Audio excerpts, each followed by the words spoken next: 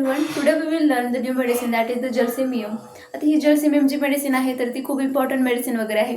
आणि आता जलसिमियमच्या ही जी काही मेडिसिन आहे तिचे जे सिम्पटम्स आहेत तर ते आपण रिकॉल करणार आहे एका स्टोरीच्या थ्रू. म्हणजे बरेच जण याचे सिम्पटम जे आहेत ते रिकॉल वगैरे होत नाहीत, परंतु एक स्टोरी आहे ज्या स्टोरीच्या थ्रू तुम्ही तिचे ना म्हणजे बरेचसे सिम्पटम रिकॉल करू शकता. तर मग ती स्टोरी काय आहे की इमॅजिन करा एक अशी मुलगी आहे जी की वीक आहे, ॲनेमिक आहे, म्हणजे तिला ॲनेमिया आहे, त्यामुळे ती खूप जास्त वीक वगैरे आहे, त्याच्यामध्ये विकनेस आहे. आणि त्या मुलीचं नाव आहे सपोज की जास्मिन, कारण याचं कॉमन नेम आहे ना जास्मिन, त्यामुळं की तिचं नाव जास्मिन आहे. आणि काय होतं की तिला सन हिटने ना खूप जास्त ॲग्रेवेशन वगैरे होतं, म्हणजे त्रास होतो. परंतु ती ना म्हणजे हीट म्हणजे ती असं उन्हात चालते थोडा वेळ, आणि चालल्यानंतर ना म्हणजे तिला खूप डल वाटायला लागतं, म्हणजे डलनेस ड्राउझीनेस जे त्याच्यामध्ये येतो, म्हणजे तू खूप जास्त थकते वगैरे. आणि मग थकल्यानंतर काय करते ती की झोपण्याचा प्रयत्न वगैरे करते, ती एका जागेवरती बसते. आणि झोपल्यानंतर काय होतं मग तिचं ना हेडेक स्टार्ट वगैरे होतं. मग हेडेक स्टार्ट झाल्याच्या नंतर काय होतं की ती ना म्हणजे आणि डिफिकल्टी इन सॉल्विंग, म्हणजे तिला ना काहीच असं गिळता पण येत नाही वगैरे, तिला त्रास वगैरे होतो. आणि मग ती पाणी पण पित नाही, म्हणजे थर्स्टलेस वगैरे आहे ती. त्यानंतर काय होतं की ती झोपते, आणि झोपल्यानंतर ती ना ओव्हर थिंकिंग वगैरे करायला लागते ती जास्मिन.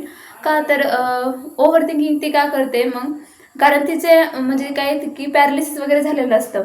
आणि मग तिला खूप जास्त भीती वगैरे वाटते, फिअर ऑफ डेथ. मग तिला असं वाटते माझी जर डेथ झाली वगैरे तर मग तिला त्याचं फिअर वाटतं. त्यानंतर खूप जास्त कन्फ्युजन वगैरे ते होतं, ती इरिटेट वगैरे होते. आणि मग तिला एकटी राहायला आवडतं वगैरे, म्हणजे ती एकटी वगैरे राहते आणि खूप शांत बसते. आणि तिची अजिबात इच्छा वगैरे होत नाही बोलण्याची वगैरे, ती एकटीच, तिला एकटं बसायला वगैरे आवडतं. तर आता ही होती एक स्टोरी. तर याच्या थ्रू आपण तिचे फिजिकल मेंटल सगळे सिम्पटम जे येतात ते रिकॉल करणार. त्यानंतर आता जलसिमियम. तर जलसिमियम ही जी काही जलसिमियम मेडिसिन आहे तर याचं कॉमन नेम आहे मग येलो जास्मिन. त्यानंतर याचे जे प्रूव्हर वगैरे आहेत तर ते आहेत हॅनेमॅन सर, W.E. पॅने. त्यानंतर याची जी फॅमिली आहे तर ती आहे लोगनसी फॅमिली. त्यानंतर आहे की इंट्रोडक्शन. तर इंट्रोडक्शनमध्ये ही जी रेमेडी आहे जलसिमियम, तर याला ना ग्रेट पॅरालायझर किंवा किंग ऑफ पोलिओ असं म्हटलं जातं, कारण पॅरालिसिससाठी जर कोणती बेस्ट रेमेडी जर असेल तर ही जलसिमियम आहे. त्यानंतर आहे त्याचं पॅथोजेनेसिस, स्पिअर ऑफ ॲक्शन. तर स्पिअर ऑफ ॲक्शन म्हणजे की जलसिमियम कोणत्या ऑर्गन्सवरती ॲक्ट करते. तर जलसिमियम ही जी मेडिसिन आहे ना तर ती स्पेशली याची जी ॲक्शन आहे तर ती माइंडवरती आहे, म्हणजेच ब्रेनवरती, स्पायनल कॉर्ड वगैरे. आणि ही जी मेडिसिन आहे ना तर ती राईट साइडेड रेमेडी आहे. म्हणजे काय की जे राईट साईडचे ऑर्गन्स वगैरे आहेत ना तर ते अफेक्ट वगैरे होतात ह्या पेशंटमध्ये ते सिम्पटम वगैरे असणार राईट साईडचे.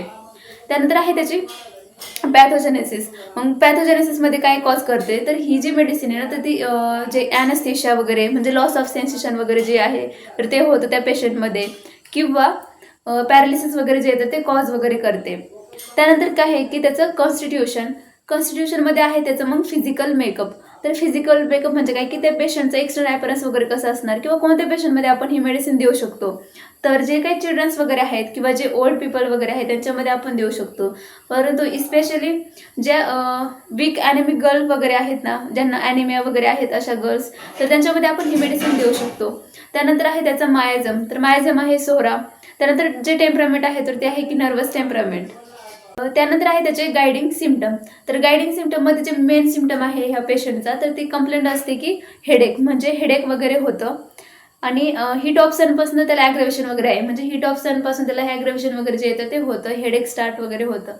त्यानंतर ही जी मेडिसिन आहे तर त्याला ना ग्रेट पॅरालायझर म्हणून ओळखली जाते, म्हणजे पॅरालिसिससाठी आपण ही बेस्ट मेडिसिन वगैरे आहे किंवा आपण देऊ शकतो. तर आहे D3 आपण लक्षात ठेवणार. तर D3 म्हणजे काय की डलनेस, ड्राउझीनेस अँड डिझीनेस.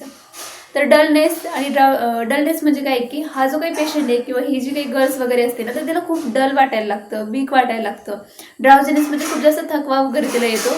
आणि डिझीनेस म्हणजे चक्कर पण येते. तर हे D3 जे येते हे त्याच्या मेन कंप्लेंट्स वगैरे आहेत किंवा चीफ कंप्लेंट्स असतात.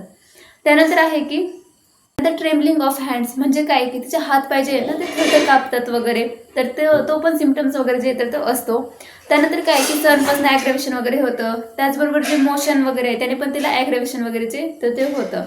त्यानंतर आहे की थर्स्टलेसनेस, म्हणजे डिफिकल्टी इन सॉल्विंग वगैरे ते पण आहे. आणि थर्स्टलेसनेस म्हणजे की ती पाणी जास्त पित नाही किंवा ड्रिंक ऑफ वॉटर जे येतं ते कमी करते ती. त्याच्यानंतर आहे तिचा माइंड की ग्रेट नर्वसनेस, म्हणजे ही जी काही फिमेल वगैरे आहे तिला खूप जास्त नर्वस वगैरे फील होतं. आणि खूप जास्त ते अँशियस वगैरे ती असते. तिचा मूड जो येतो तो खूप जास्त इरिटेबल वगैरे असतो, अँग्री पण असतो. त्यानंतर तिला खूप जास्त डल वगैरे वाटायला लागतं, नर्वस तिचा मूड वगैरे जे येतं तो असतो. त्यानंतर आहे की फिअर किंवा फ्राईटपासून पण तिला म्हणजे कंप्लेंट्स ॲग्रेवेट होतात. त्याच्यानंतर आहे की फिअर ऑफ डेथ, म्हणजे तिला डेथची पण भीती वगैरे वाटते. आहे की desire to be a quiet, म्हणजे तिला शांत बसायला आवडतं. And does not wish to speak, म्हणजे की तिला बोलायला आवडत नाही किंवा बोलण्याची तिची अजिबात इच्छा वगैरे नसते, कारण खूप डलनेस वगैरे ती वीक असते ना ती, मग ते डलनेस वगैरे आलेला असतो.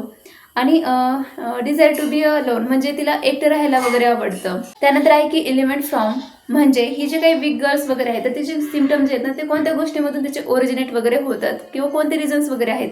तर त्याच्यामध्ये आहे की फिअर, फ्राईट, डॅम्प वेदर.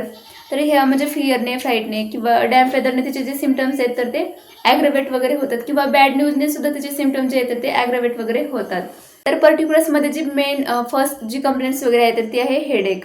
तर हेडेकचं जे काही कॉजेशन वगैरे आहे तर ते मग आहे की समर सीझनमध्ये तिचं जे हेडेक वगैरे आहे तर ते होतं, म्हणजे हीट ऑफ सनने होतं. त्यानंतर आहे त्याचं मग लोकेशन, म्हणजे कोणत्या साईडला तिचं हेडेक जे येतं ते होतं. तर जे काही ऑसिपिटल रिजन वगैरे आहे, म्हणजे बॅक साईडचं रिजन वगैरे जे आहे तर त्या ठिकाणी तिचं हेडेक जे येतं ते होतं. त्यानंतर आहे की ॲग्रवेशन, म्हणजे कोणत्या गोष्टीमुळे त्याला त्रास वगैरे होतो हेडेकमध्ये किंवा ड्युरिंग द हेडेक. तर जे काही हीट ऑफ सन वगैरे आहे तर त्या समोरच्या हिटने तिचं जे काही ते हेडेक वगैरे होतं. नंतर आहे की ॲम्युरेशन, म्हणजे कोणत्या गोष्टीने तिला बरं वाटतं. तर ड्युरिंग द हेडेक जे आहे तर ते कॉम्प्रेशनने तिला बरं वाटतं, म्हणजे प्रेशर अप्लाय केल्यानं तिला बरं वाटतं. त्यानंतर आहे की काही थ्रोटच्या कंप्लेंट्स पण आहेत, मग डिफिकल्टी इन सलविंग वगैरे आहे. त्यानंतर काय की फिवर पण आहे, फिवरच्या सुद्धा कंप्लेंट्स वगैरे आहे, इंटरमिडिएट फिवर आहे, रेमिनेंट फिवर वगैरे आहे. त्यानंतर ग्रेट पॅरालिसिस, म्हणजे पॅरालिसिससाठी सुद्धा ही एक ग्रेट रेमेडी वगैरे आहे. पॅरालिसिसच्या पण कंप्लेंट वगैरे असतात त्याच्यामध्ये, ॲनेस्थेशियाच्या केसेसमध्ये वगैरे देऊ शकतो. त्यानंतर आहे ना, म्हणजे हा जो काही पेशंट आहे किंवा ही जी म्हणजे वीक ॲनेमिक गर्ल्स वगैरे असते तर तिला आहे ना म्हणजे काही आईच्या कंप्लेंट्स पण आहेत.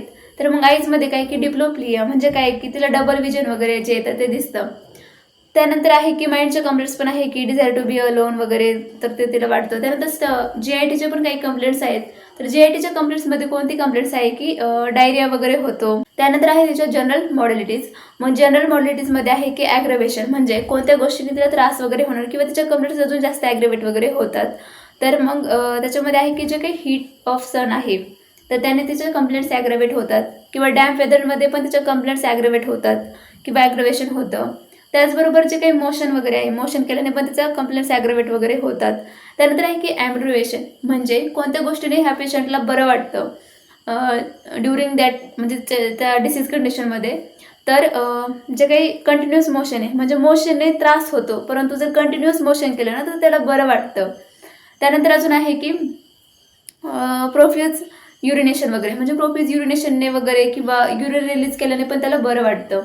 Thank you so much for watching this video. Please like, share and subscribe to this channel.